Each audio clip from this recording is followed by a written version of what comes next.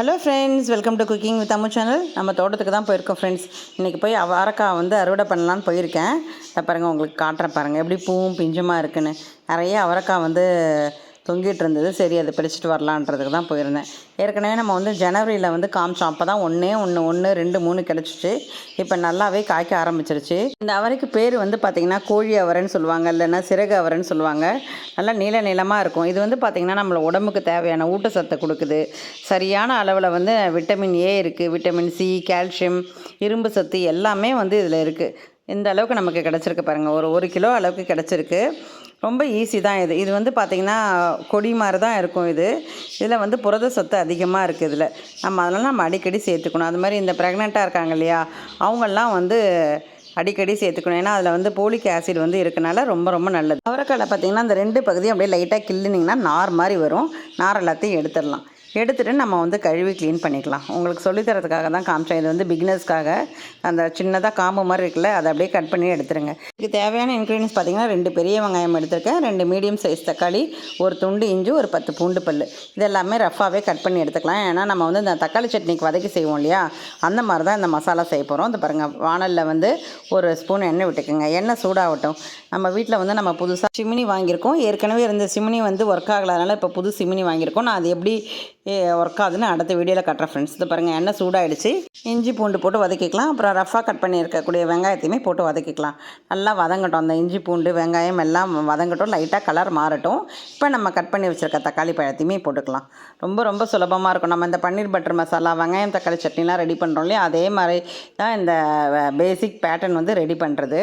பாருங்கள், எல்லாமே நல்லா வதங்கிடுச்சு. கொஞ்சமாக உப்பு வந்து சேர்த்துக்கலாம். உப்பு சேர்த்தா சீக்கிரமாக நமக்கு வதங்க ஆரம்பிச்சிடும். அதுக்காக தான். நல்லா வதங்கின பிறகு இந்த மசாலா சேர்த்துக்கலாம். ஒரு சிட்டிகை வந்து மஞ்சள்தூள் சேர்த்துக்குங்க.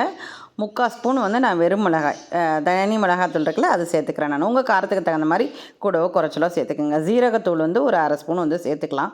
ரொம்ப டேஸ்ட்டாக இருக்கும் இந்த மாதிரிலாம் நம்ம செய்யும் போது. 1 ஸ்பூன் வந்து கொத்தமல்லி தூள். உங்களுக்கு காரம் அதிகமாக இருந்தால் அதை குறைச்சிட்டு நீங்கள் மிளகு காரம் கூட கொஞ்சம் சேர்த்துக்கலாம். நம்ம இதை நல்லா வதக்கி விடுங்க. அப்படியே இந்த வெங்காயம் தக்காளியோடு இது நல்லா வதங்கி அந்த பச்சை வாசனை போகிற அளவுக்கு நம்ம நல்லா வதக்கி விட வேண்டியதுதான். நல்லா வதங்கினோன்னா நம்ம எடுத்து ஆற வச்சிடலாம். ஆற வச்சுட்டு நம்ம ஒரு பேஸ்ட் மாதிரி தான் செய்வோம். அது ரொம்ப நல்லாயிருக்கும். இதை பாருங்கள், வதங்கிடுச்சு. இந்த ஸ்டேஜில் நம்ம வந்து ஆஃப் பண்ணிவிட்டு எடுத்துக்கலாம். உங்களுக்கு எடுத்து காட்டுறேன் பாருங்கள் எப்படி இருக்குன்ட்டு. எல்லாமே வதங்கியிருக்குல்ல, நம்ம ஆற வச்சு ஒரு தனி பிளேட்டில் மாற்றிடலாம். இதே வானலில் வந்து நம்ம எண்ணெய் ஊற்றிக்கலாம். ஒரு 2 ஸ்பூன் விட்டால் போதும். எண்ணெய் காஞ்சோடனே 1/2 ஸ்பூன் கடுகு போடுங்க. கடுகு வந்து படப்படன்னு பொரியட்டும். பொரிஞ்ச உடனே 1/2 ஸ்பூன் வந்து வெள்ளை உளுத்தம்பருப்பு சேர்த்துக்கலாம். இது ரெண்டும் பொரிஞ்ச உடனே கருவேப்பிலை ஒரு கைப்பிடி வந்து போட்டுக்கோங்க. இப்போ நம்ம கட் பண்ணி வச்சுருக்கோம் இல்லையா அவரைக்காய், அதையுமே நம்ம போட்டு வதக்கிக்க வேண்டியது தான். நல்லா வதக்கி விடுங்க. அந்த கருவேப்பிலை, அவரைக்காய் எல்லாமே நல்லா வதங்கட்டும். நம்ம வந்து இப்போ வந்து இதை ஒரு 3/4 வேக்காடு வந்து வேக வைக்க போகிறோம். நல்லா 2 நிமிஷம் இதை அப்படியே இப்படி வதக்கி கொடுங்க. நல்லா வதங்கின பிறகு நம்ம ஒரு 1/4 டம்ளர் வந்து தண்ணி வந்து ஊற்றிக்கலாம். அந்த காய் வேகிற அளவுக்கு திட்டமாக ஊற்றினா போதும். இப்போ வந்து உப்பு போட தேவையில்ல. மீடியம் ஃப்ளேமில் ஒரு 5 நிமிஷம் அப்படியே வேக விடுங்க, மூடி போட்டு. ஒரு 5 நிமிஷம் கழித்து நம்ம பார்ப்போம் எப்படி இருக்குன்ட்டுன்னு. ரொம்பவும் குழஞ்சிடக்கூடாது காய், அதுக்காக தான். காய் எப்படி இருக்குன்னு பார்க்கலாம். பாருங்கள், ரொம்பவும் வேகலை காய், திட்டமாக இருக்குது, 3/4 பதத்துக்கு இருக்குது. இந்த அளவுக்கு இருந்தால் நம்ம கரெக்டாக இருக்கும். இப்போ நம்ம அரைச்சி வச்சுருக்கோம் இல்லையா பேஸ்ட்டு, அதை தூக்கி அப்படியே ஊற்ற வேண்டியது தான். அந்த வெங்காயம் தக்காளி பேஸ்ட் இருக்கு இல்லைங்களா, அதை அப்படியே ஊற்றிடுங்க. ஊற்றிட்டு நல்லா மிக்ஸ் பண்ணுங்க. எல்லாம் ஒன்றோட ஒன்று மிக்ஸ் பண்ணுங்கள். இது வந்து ரொம்ப சீக்கிரத்துலையும் செஞ்சிடலாம். ரொம்ப ருசியாகவும் இருக்கும். அவரைக்காய் வந்து சாப்பிடாத பிள்ளைங்க கூட சாப்பிடுவாங்க. இந்த ஸ்டேஜில் உப்பு வந்து சேர்த்துக்கலாம். ரொம்பவும் நிறைய போடாதீங்க, திட்டமாக உப்பு சேர்த்துக்குங்க. நம்ம இனிமேல் மூடி போடணுன்னு அவசியம் கிடையாது. அப்படியே லோ ஃப்ளேம்லேயே வச்சுட்டு அப்படியே நல்லா வதக்கி கொடுங்க. உங்களுக்கு வந்து கொஞ்சம் கிரேவியாக வேணுன்னா இந்த திட்டத்தோடு ஆஃப் பண்ணிக்கலாம். இல்லை இன்னும் கொஞ்சம் கெட்டியாக வேணும்னா ஒரு 5 நிமிஷம் கழித்து ஆஃப் பண்ணிக்கலாம். சுட அவரைக்காய் தொக்கு வந்து ரெடி ஆகிடுச்சு. இது வந்து வெள்ளை சாதத்துக்கு, இட்லி, தோசை, சப்பாத்தி எல்லாத்துக்குமே நல்லாயிருக்கும் ஃப்ரெண்ட்ஸ். இதேவோட அளவோடு செய்து பார்த்துட்டு நீங்களும் கமெண்ட் பண்ணுங்கள் ஃப்ரெண்ட்ஸ். நம்ம சேனலுக்கு புதுசாக வந்திருக்கவங்க லைக் பண்ணுங்கள், ஷேர் பண்ணுங்கள், சப்ஸ்கிரைப் பண்ணுங்கள். மறக்காமல் பெல் பட்டனை ப்ரெஸ் பண்ணி அப்போ தான் நான் போடுற வீடியோ உடனே வரும். நாளைக்கு பார்க்கலாம் ஃப்ரெண்ட்ஸ். பாய்.